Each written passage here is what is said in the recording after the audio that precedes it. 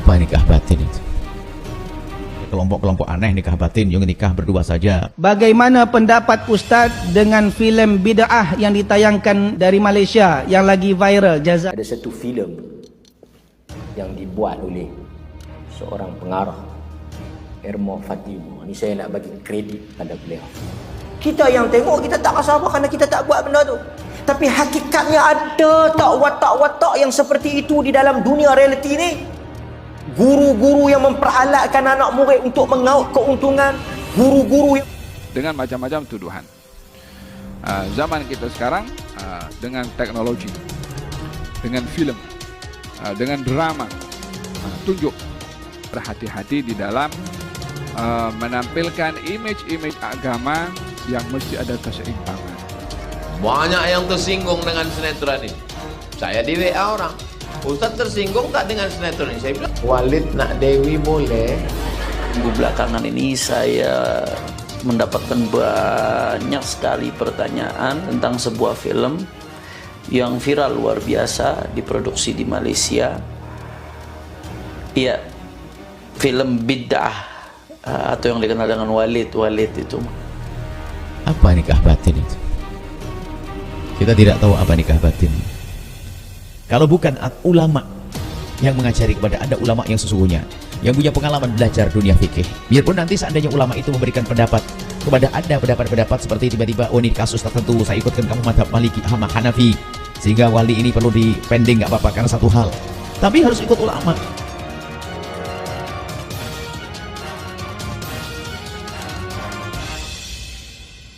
Bagaimana pendapat Ustaz dengan filem bid'ah yang ditayangkan dari Malaysia yang lagi viral? Jazakallahu khairan. Masya Allah. Kita tak nafikan bahawa setiap golongan pasti ada oknum-oknum yang tak elok. Dari golongan ahli agama pun ada yang tak elok. Daripada orang awam pun juga ada yang tak elok. Yang ada yang baik dan ada yang tak baik. Cuma orang yang tak baik daripada penunggang-penunggang agama itu jauh lebih berbahaya, lebih dahsyat daripada penjahat-penjahat dunia. Kerana penjahat dunia dah jelas, penjahat agama ini lebih berbahaya. Sebenarnya filem bid'ah ini sangat baik untuk mencerdikkan, membuka minda umat supaya dia tahu mana satu ajaran yang baik dan yang tak baik. Kata orang Malaysia, ni kan video-video Malaysia kan, kata orang Malaysia, siapa yang makan cili dia akan rasa pedas. Oleh sebab itu biasanya orang-orang yang akan menentang, yang kontra adalah orang yang merasa kalau filem tersebut terkena pada batang hidungnya. Tapi filem ini sangat bagus kerana mencerdikkan umat, membuka minda orang. Jemaah tahu filmnya? Tak. Jemaah asyik tengok Quran je, tak pernah tengok sosmed dah. Ceritanya seperti ini. Saya tak menonton pula, cuma ada terbuka teranu juga. Potongan-potongan video tu ada. Dia ceritanya seorang tuan guru yang bebas untuk menikah batin dengan jemaah dia. Saya nak awak boleh? Saya nak awak boleh? Main pilih-pilih, main cus gitu je. Lepas tu nikah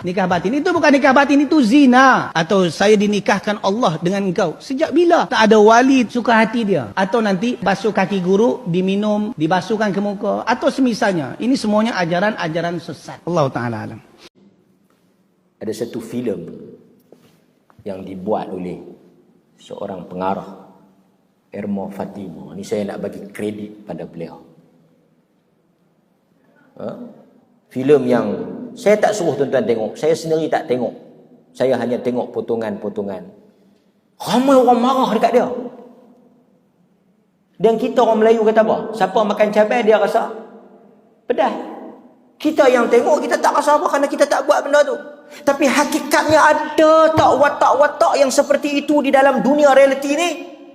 Guru-guru yang memperalatkan anak murid untuk mengaut keuntungan. Guru-guru yang memperalatkan anak murid untuk memenuhi nafsu serakah. Tengok ke tak? Tak tengok, dengar saya nak cerita. Saya pun kadang-kadang bukan nak tengok sangat, tapi oleh kerana nak cerita kat tuan-tuan, terpaksa tengok. Hargailah pengorbanan saya. Ramai orang marah. Kononnya Erma Fatimah menjatuhkan maruah ahli agama, menghina para habib. Pasal apa nak rasa terhina? Pasal apa nak rasa marah? Kalau dia tak buat benda tu, tak payahlah terasa. Itu masalah dia kadang-kadang. Bila kita ceramah, bila kita cakap, jangan ligan dunia, jangan kejar dunia, ingat akhirat. Kita tak sebut nama, tak mention siapa-siapa. Dia pergi berasa, aku ni tak puas hati dengan ustaz ni. Dia kata ke aku. Dia tak sebut nama hang. Tu yang duk ligan dunia. Akulah tu. Siapa dia lagi? Masalah. Lepas tu ada pula kata, dia duk kata ke orang. Siapa? Kat orang lah dia duk kata. Kalau kita tak buat benda tu, kenapa kita nak puasa? Pasal tu kadang-kadang benda orang kecakap. Kita yang, kan? Tuan-tuan faham? Jadi Erma Fatimah buat satu filem, bagus. Mesej dia ada, walaupun kita tak setujulah dengan beberapa adegan-adegan yang tak sepatutnya lah. Yang tu salah-salah lah. Tapi ada, saya dimaklumkan tontonan hampir 1 bilion 1,000 juta orang menonton. Dan mesej ini yang kita akan sebut pada tuan-tuan, bahawa adanya golongan yang bertopengkan agama, bertopengkan jubah serban, kononnya wakil Allah, kononnya wakil Rasulullah. Ini tuan-tuan kena jaga ni. Dan watak-watak seperti kalsum. Tahu kalsum? Duk ada kok kangang ni pula. Duk ada dalam dunia realiti. Sanggup meninggalkan suami, sanggup bercerai untuk mempertahankan Tok Guru. Oh, jangan main walik.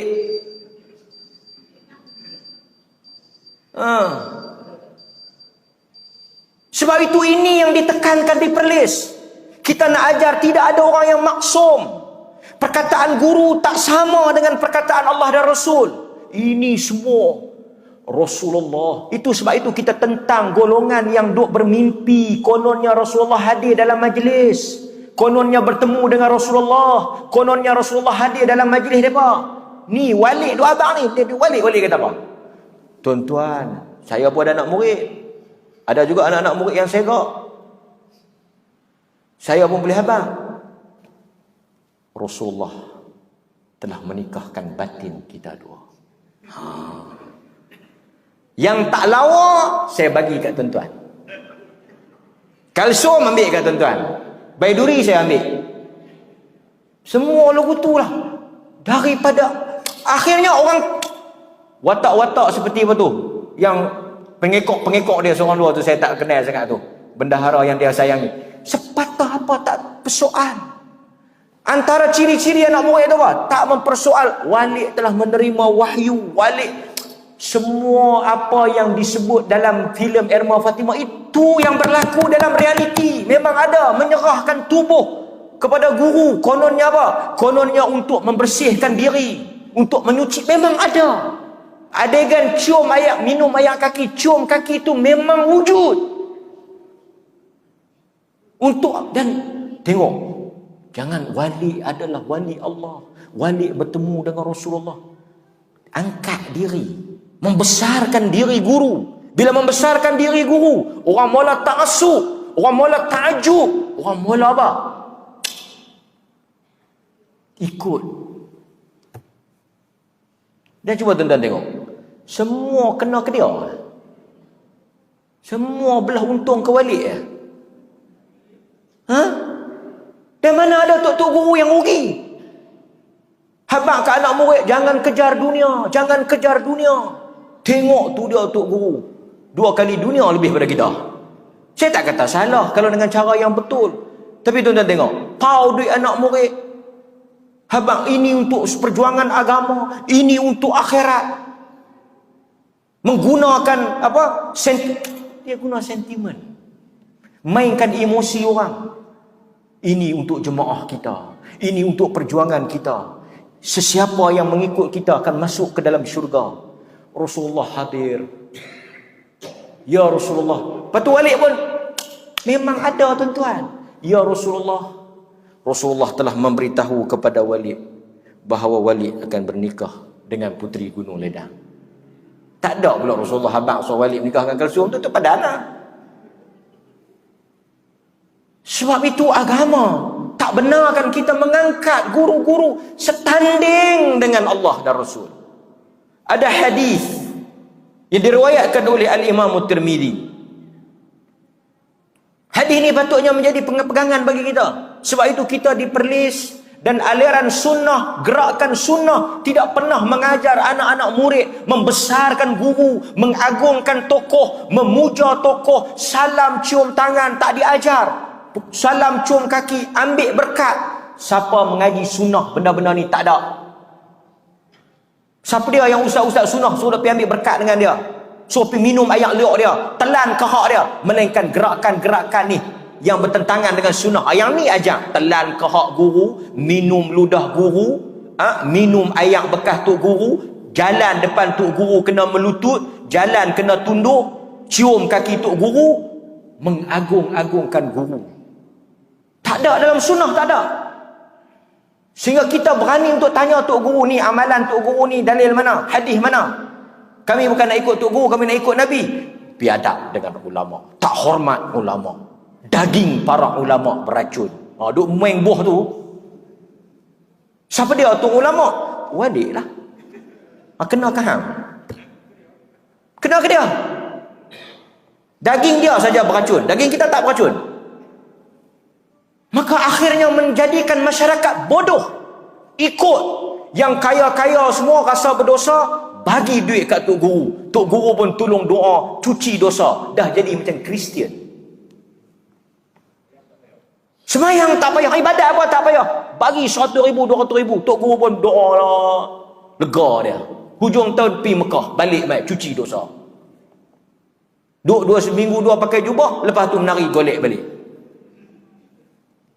Ini yang kita tak mau. Sebab itu orang yang mengaji sunnah cerdik. Orang yang mengaji sunnah tak ada taklid buta, tak ada ta'assub. Pasal itu orang sunnah bila tengok filem-filem macam ni, tengok cerita-cerita macam ni, kita setuju. Kerana itu yang jadi penyakit sekarang. Dan orang yang buat benda ni dia tak suka. Pasal apa dia tak suka? Kerana ini membuka pekung di dada, membongkar kegiatan dia, menyebabkan masyarakat cerdik, masyarakat nampak hal itu. Dia tak maulah. Dia punya modus operandi dia, dia punya apa? Penipuan dia. Orang tahu jadi tak bagus ni, hina ulama, hina orang pakai jubah, hina orang pakai serban, hina habib, hina tok guru. Dia bukan kata semua yang buat kelaku tu berasalah. Yang hang tak ada kaitan meloncat lebih pasal apa? Kepribadiannya. Oh ini gila, oh ini apa namanya bomoh, oh ini sihir, oh ini begini. Dengan macam-macam tuduhan. Zaman kita sekarang dengan teknologi, dengan film, dengan drama, tunjuk.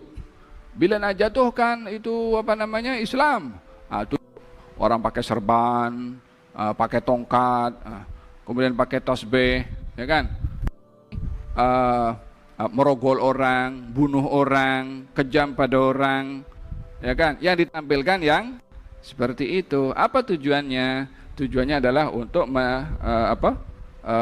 menakutkan orang atau menjadikan orang fobia dengan Islam. Dengan digambarkan Islam ini ganas, Islam ini kejam, Islam ini keji. Faham dong? Sama juga dengan upaya-upaya untuk merendahkan darjat para ulama. Digambarkan juga dengan film-film dengan pakaiannya ulama, ya kan? Kemudian perangainya ifrit, yang perempuan, macam-macam. Jadi orang akan terbaca, oh macam ni ya orang pakai serban ya, oh macam ni ya orang pakai tasbih ya. Killing of character. Satu kekejaman yang terancang untuk menjauhkan orang Islam daripada orang-orang yang berilmu dan kadang-kadang yang diambil nasihat dan dakwahnya. Faham dong? Walihada walaupun tidak dinafikan adanya orang-orang seperti itu, ya memang ada orang kadang yang pakai serban yang tipu, yang pakai serban main perempuan umpamanya, yang pakai tie main perempuan ada juga, yang pakai coach main perempuan pun juga ada juga. Kenapa tak ditunjukkan juga kalau pakai tie, pakai coach, oh ini macam itulah. Hanya orang pakai baju agama saja yang faham dong? Ada yang perlu untuk berhati-hati di dalam menampilkan image-image agama yang mesti ada keseimbangan. Bila ada orang nakal dengan menggunakan pakaian agama, tunjukkan orang yang pakaian agama yang tidak nakal. Kan seimbang, balance. supaya orang tak terpecah pikirannya kalau nampak orang pakai tasbih macam film itulah. Nah, kan digiring ke situ akal pikiran manusia. Faham dong? Orang yang pakai coach, pakai tie, umpamanya ada yang dia rasuah, tunjukkannya pakai tie, pakai coach yang jujur, yang amanah. Oh, dokter ini tak betul pasal dia gunakan ilmunya untuk cari duit dengan semua pesakit tuh kena operate. Tunjukkan dokter yang jujur, yang baik, yang tak buat macam tuh, kan jadi nampak keseimbangan. Tapi kalau satu saja ditunjukkan yang teruk tanpa ada balancing kepada balance yang orang-orang yang jujur, yang baik, maka dalam hal ini usaha yang dilakukan oleh orang-orang terdahulu untuk menjauhkan orang daripada para anbiya adalah dengan menuduh para nabi itu dengan tuduhan yang bukan-bukan. Seperti majnunun. Ini Nuh dia gila. Macam mana orang gila itu boleh bawa wahyunya Allah Subhanahu wa taala, boleh berdakwah? Ya subhanallah, orang gila tak tahu apa dia cakap. Oleh sebab itu, berapa banyak orang itu gila, tuduh orang lain gila. Orang gila tuduh orang lain gila, yang gila dirinya. Tapi karena orang tak sama dengan dirinya yang gila, maka orang lain dituduh gila. Al-jununu fununu. Walid nak Dewi boleh. Kejahatan itu. Kejahatan apa itu namanya? Kejahatan seksual. Banyak yang tersinggung dengan sinetron ini. Saya di WA orang, Ustaz tersinggung tak dengan sinetron ini? Saya bilang saya tak singgung. Kenapa? Karena saya tak pernah bersalaman dengan santri sekali. Tak pernah. Tanya santri, tak pernah bersalaman. Dan tidak pernah duduk-duduk sama santri berdekat-dekat, tak pernah. Saya tak pernah WA dengan jamaah, tak pernah. Kalau ada yang bertanya melalui Ustazah Fatimah. Jadi yang tersinggung berarti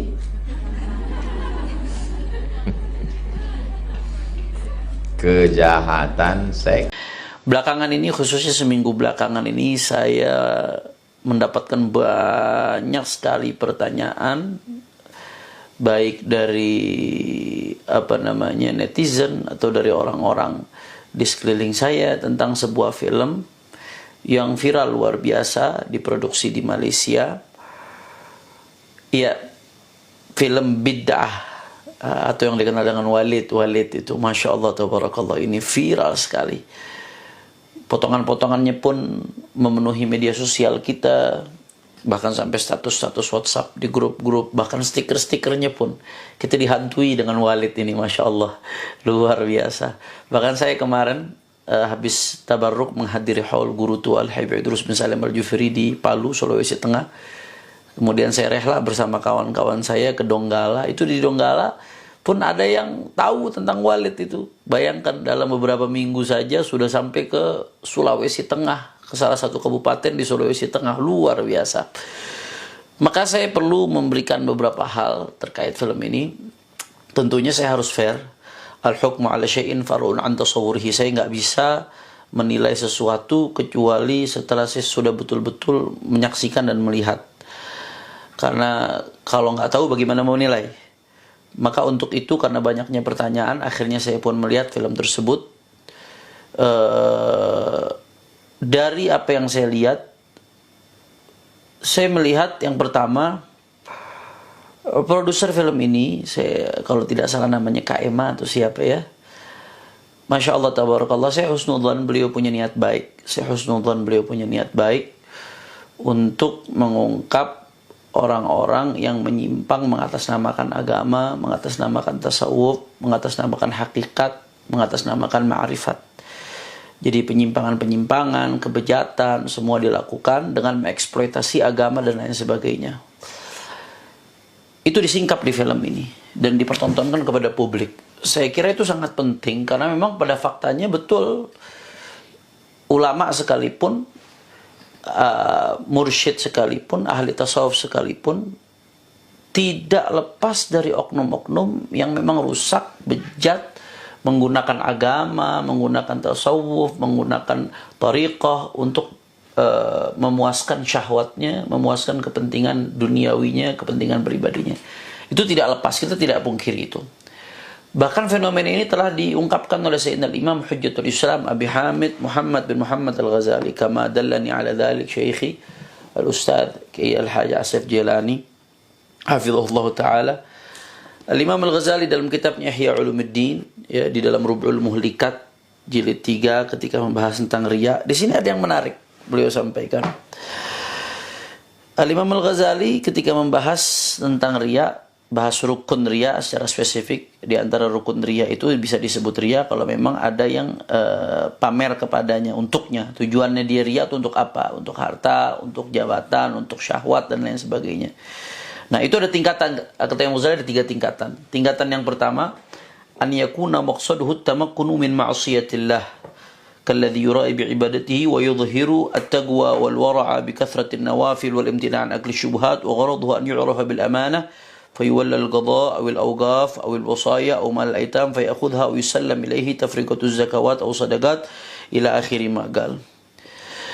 Imam Ghazali mengatakan tingkatan riya yang pertama itu seseorang yang riya tujuannya supaya bisa maksiat. Jadi zahirnya dia ibadat, zahirnya menunjukkan kewaraan, zahirnya suka zikir, zahirnya suka sholat sunnah.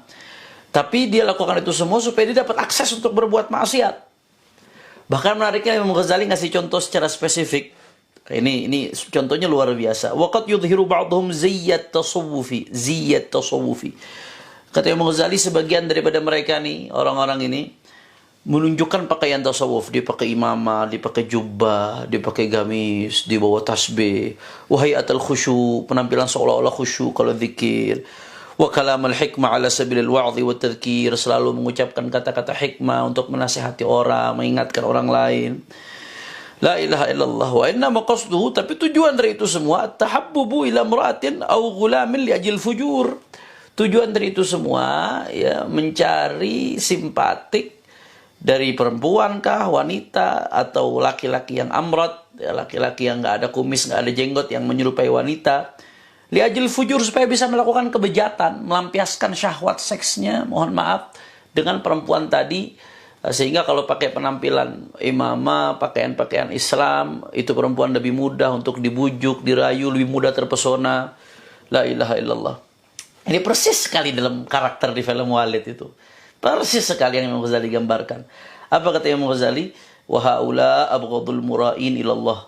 Orang-orang riya yang masuk kategori ini nih, yang tujuan dia melakukan ketaatan, tujuannya untuk berbuat maksiat supaya dapat akses menuju maksiat. Itu abghadul mura'in ilallah, adalah pelaku riya yang paling dibenci oleh Allah Subhanahu wa taala.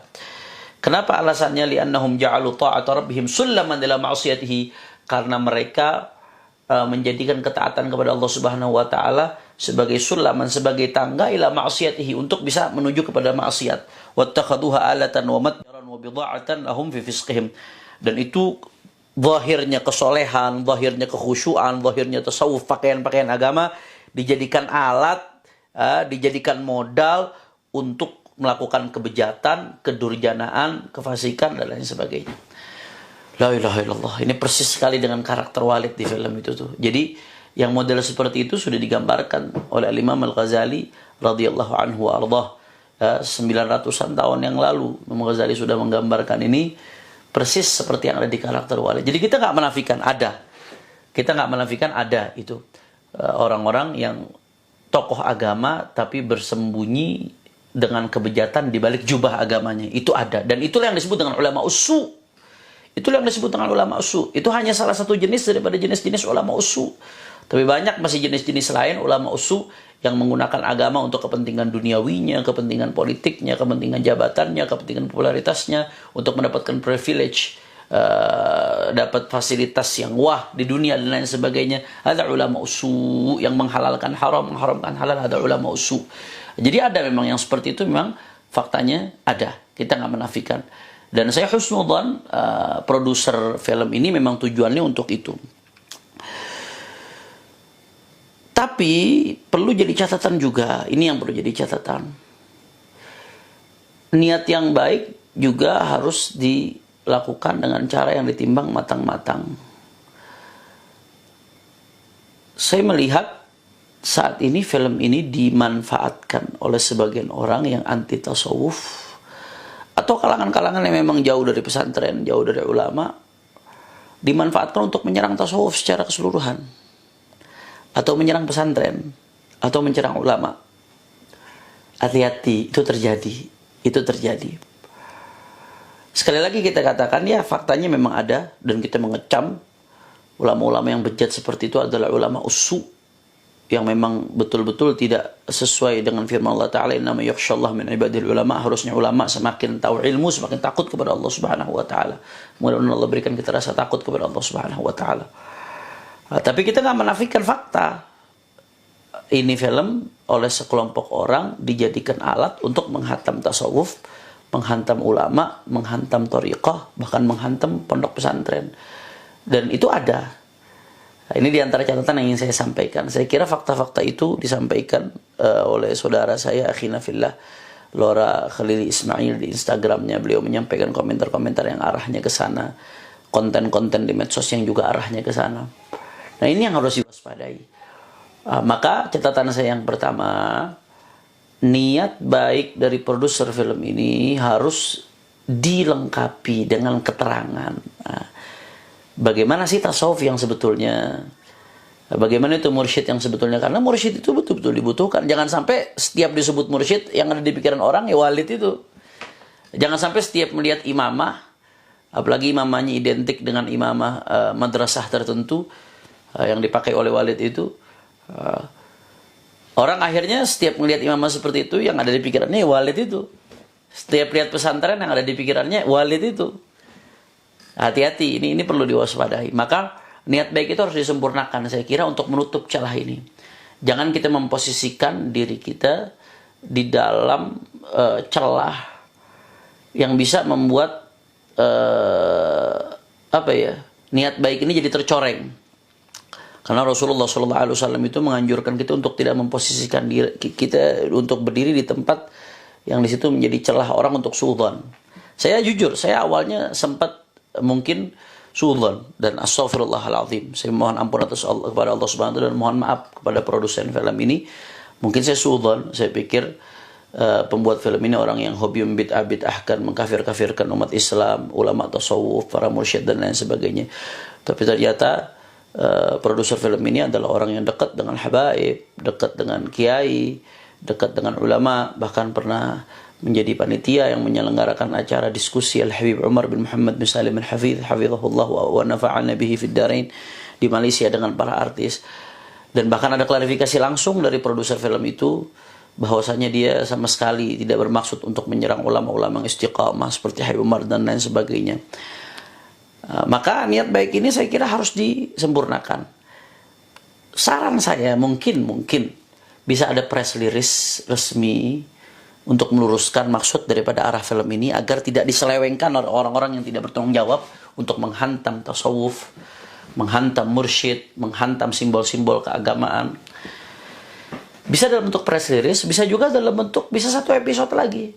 Walaupun akan sulit untuk bisa menjangkau seluruh viewer yang telah menyaksikan film tersebut, agak sulit. Tapi ya namanya usaha. Bagaimana di episode tersebut dijelaskan, yang tadi itu contoh tasawuf yang buruk, ini loh tasawuf yang baik. Tasawuf itu kan hakikatnya apa? Tasawuf hakikatnya itu adalah ihsan. Anta abudallah ka'annaka tara, fa'in lam takun tara, fa'innuhu yarak. Bagaimana kita menyembah Allah, seolah-olah kita melihat Allah. Kalau kita belum bisa menyaksikan Allah, yakinilah Allah menyaksikan kita, melihat kita.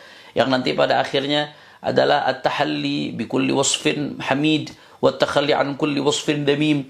Menghiasi diri dengan segala sifat yang baik dan melepaskan diri dari segala sifat yang buruk, membersihkan hati dari berbagai macam penyakit. Itu kan intisari dari tasawuf kan.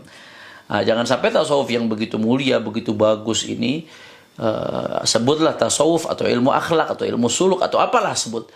Nah, jadi dihantam secara generalisir oleh orang-orang yang ngerti tasawuf gara-gara menyaksikan film ini. Begitu juga mursyid. Mursyid ini la budda min syaikhin tasiru bi sayrihi ila Allah min ahli al-qulubi safiyyati, min ahli al-qulubi zakiyati. Harus ada guru yang bimbing kita menuju Allah Subhanahu wa taala. Tentunya innamat ta'atu fil ma'ruf, sebagaimana pesan dituangkan dalam film tersebut. Ketaatan itu hanya kepada guru hanya dalam hal-hal yang baik, nggak mutlak. Kalau guru mengajarkan maksiat, jangan diikutin kalau guru seperti itu dan lain sebagainya. Ya, tapi tetap bagaimanapun urgensi seseorang salik, orang yang ingin mendapatkan ridha Allah, harus ada bimbingan guru, itu penting karena kita nggak menyaksikan langsung Rasulullah. Kita nggak ngalami para sahabat, yang kita alami adalah ulama-ulama yang belajar dari gurunya, gurunya belajar dari gurunya, gurunya belajar dari gurunya, terus sampai kepada Rasulullah Shallallahu Alaihi Wasallam. Begitu juga ada hal-hal yang dikritik oleh saudara saya secara substansial ya, dikritik oleh saudara saya Lora Kiai Haji Ismail Khalili, hafizahullah taala, luar biasa ulasan beliau di Instagramnya. Ya, di antaranya masalah perempuan yang ingin tidak dibolehkan ikut memakamkan suaminya dan lain sebagainya, masalah tabarruk minum air bekas guru dan seterusnya yang diuraikan panjang lebar itu ya. Ini juga hal-hal yang perlu diluruskan agar tidak ada salah persepsi. Hal yang tidak sesat jangan dianggap sesat. Gitu. Yang sudah sesat disesatkan itu bagus. Seperti ngaku Imam Mahdi, kemudian nikah batin, yang jelas-jelas itu merupakan zina, bahkan lebih buruk dari zina. Karena kalau zina, orang ngerasa dirinya berbuat dosa. Kalau nikah batin, dia nggak ngerasa dirinya berbuat dosa. Sama seperti nikah mut'ah.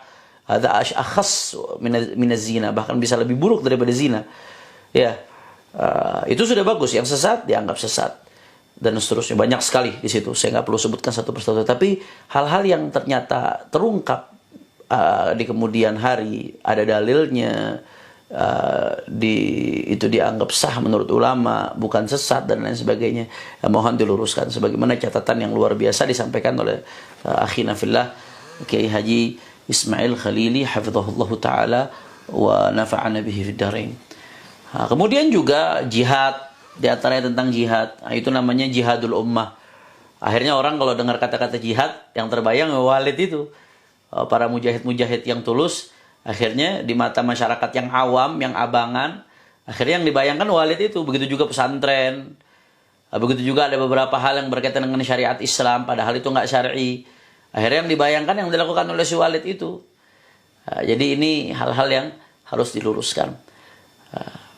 Bisa dengan press release disebarkan seluas mungkin untuk menyempurnakan kebaikan yang sudah dilakukan oleh produser film ini. Mudah-mudahan ini jadi catatan amal soleh untuk mereka. Kemudian juga bisa melalui tambahan episode dikemas yang indah, yang baik, yang bagus.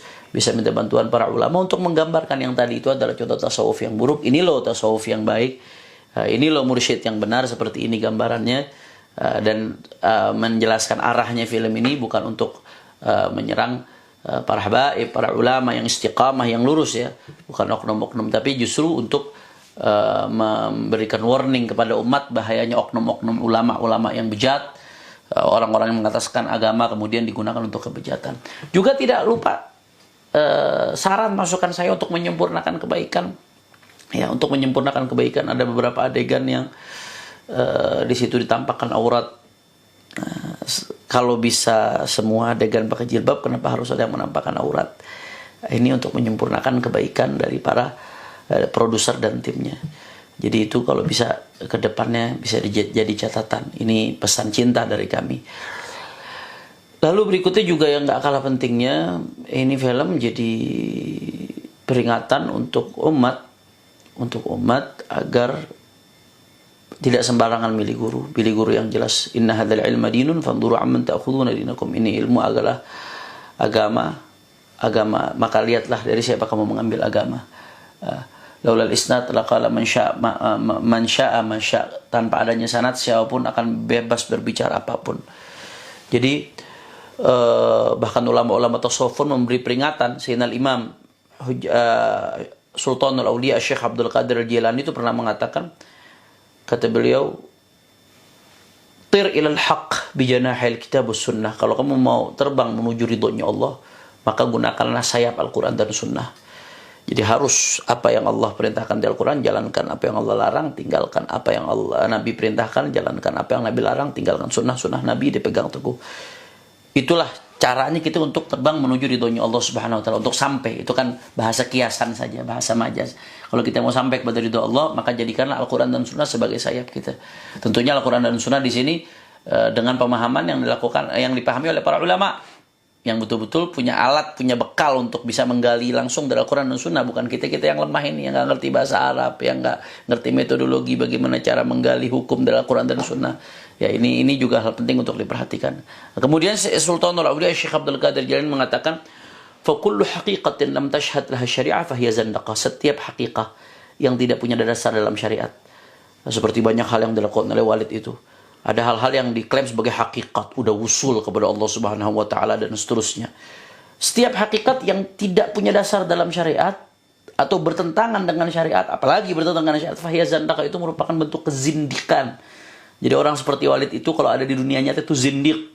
Zahirnya Islam tapi di batinnya ada kegelapan, kekufuran. A'udzubillah min dzalik. Jadi ulama-ulama tasawuf pun mengecam hal seperti itu. Abu Yazid Al-Bustami, Sayyidina Abu Yazid Al-Bustami radhiyallahu anhu, bagaimana ketika beliau